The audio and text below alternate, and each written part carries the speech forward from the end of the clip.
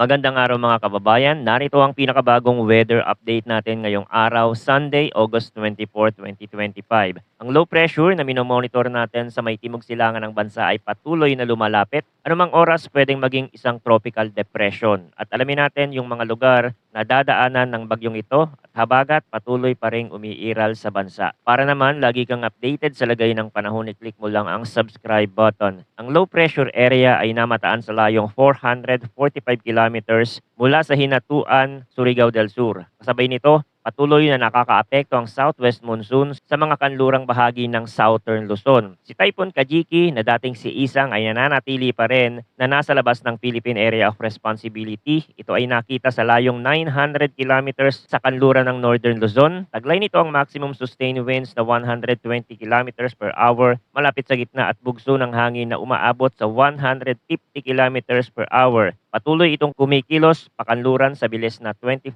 kilometers per hour. Para naman sa forecast weather conditions ngayong araw, sa Eastern Visayas, Central Visayas, Caraga, Northern Mindanao at Davao Region, maulap ang kalangitan na may kasamang kalat-kalat na pag-ulan at thunderstorm dulot ng low pressure area. Posibleng magdulot ito ng flash flood at landslide lalo na sa mga mabababang lugar at gilid ng bundok. Sa Palawan, bahagyang maulap hanggang maulap ang kalangitan na may mga panakanakang pag-ulan at thunderstorm dulot ng southwest monsoon. Posibleng magdulot din ito ng pagbaha at pagguho ng lupa. Samantala sa Metro Manila at sa natitirang bahagi ng bansa, magiging partly cloudy to cloudy skies na may isolated rain showers at thunderstorm dulot ng localized thunderstorm. Bagamat mas magaan ito kumpara sa mga lugar na apektado ng low pressure at habagat, hindi pa rin natin dapat baliwalain dahil maaari pa rin itong magdulot ng flash floods at landslide kung malalakas ang buhos ng ulan. Para naman sa forecast wind and coastal water conditions, sa hilagang bahagi ng Luzon, asahan ng banayad hanggang katamtamang hangin mula east at magiging slight to moderate ang dagat na may taas ng alon na 0.6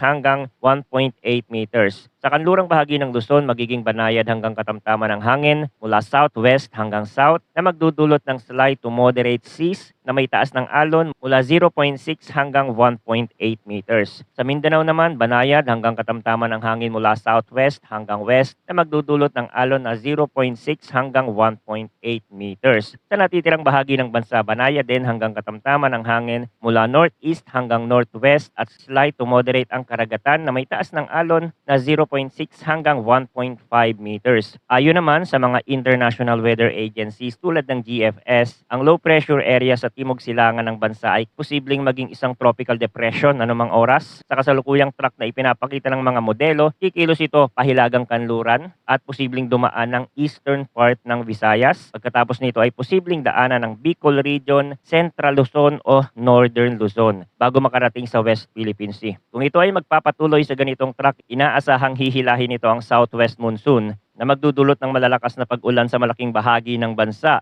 Ibig sabihin, kahit ang mga lugar na hindi direktang dadaanan ng low pressure o bagyo ay maaari pa rin makaranas ng matinding ulan at posibleng pagbaha. Ito ang dahilan kung bakit napakahalaga ng patuloy na pagbabantay sa mga susunod na update. Subalit tulad ng dati, maraming pwedeng magbago sa kilos at galaw ng sama ng panahon. Kaya't mahalagang patuloy na pagmomonitor sa mga susunod na ulat ng panahon mula dito sa ating channel para sa pinakabagong impormasyon. Lagi po tayong maging handa. Maraming salamat sa inyong walang sawang pagtutok at huwag kalimutang mag-ingat kapag masama ang panahon.